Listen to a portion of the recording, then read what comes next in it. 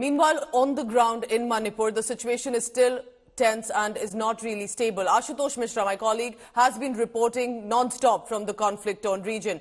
His next report comes from West Imphal in the Fayang village, where there are villagers still living in a state of fear and concern. He spoke to these villagers. These are eyewitnesses as well. Take a look at this ground report by Ashutosh Mishra.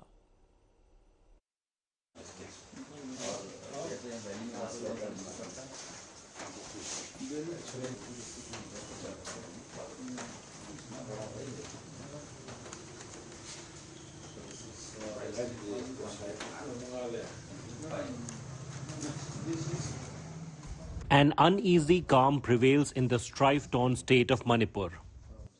Manipur, famously known as the jewel of India's northeast, continues to be tense.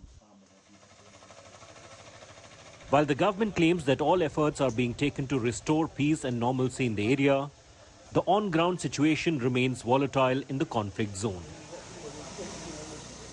During the daylight, since when the curfew is lifted, all you see some vehicular movements, the ration, the food stock being sent to these villages. But when the day goes dark, all you see absolute silence in these areas. The peace committees, the protection committees carry out a meet every day and every night. It is challenging for the people in this conflict zone of Manipur. As the day ends, women in this village take charge at the barricades, which separates the national highways from border areas of their village. हमारा गांव कुकियों से अपने आप को बचाने के लिए दिन रात यहाँ सोए खाए बिना हम लोग अपने गांव की रखवाली करें और हमारे जान में जब तक जान है हम अपनी गांव अपने राज्य की हम रक्षा करेंगे। हमारे दिल में एक डर है कि जो हमारे भाई बहन जो भी बाहर में है उनके साथ क्या होगा। Young men residing in the Mete village say their brotherhood with the Kuki community has turned into enmity due to the ongoing conflict, and they fear for their lives. अब यहाँ पे ऐसा हो गया मतलब हम तो अपना गांव रक्षा कर रहे हैं, वो लोग अटैकिंग कर रहे हैं ज़्यादातर मेनली जो है वो लोग जो है अटैकिंग मोड पे है, मतलब वो कब्जा करना चाहते हैं। फिर भी हम लोग क्या करें, हम लोग अपने विलेज को डिफेंस कर रहे हैं। En route Phayang village, we found young boys with elderly men guarding stretches of the village border, all heavily armed. Armed Mete men say it's their duty to protect their land.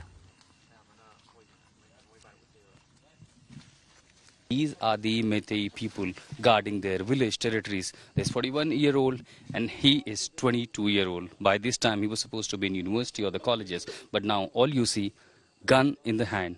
And now they are guarding their territory from their enemies. And enemies are who? With whom they have played, spent lives so far. All of a sudden, they have become arch rival and mortal enemies. Like a conflict zone, many tactical steps too have been taken by Metis to ensure their safety. Men have gone to the border areas of their village in the bunkers with the weapons.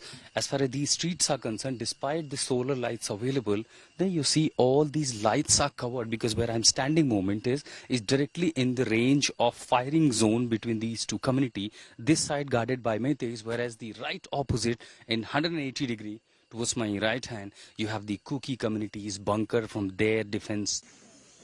The situation remains tense in the areas of conflict. The enmity has turned so bitter that the communities who grew up together are now pointing guns at each other. For now, the peace is missing and lives are more than disrupted. The both sides have lost lives, their loved ones, their family members. But for now, while they are blazing guns against each other, the ensuring peace remains an uphill task in the conflict zone and war zone of Manipur. At this ground zero in Manipur with Sanjay Kumar, I am Ashutosh Mishra for India Today.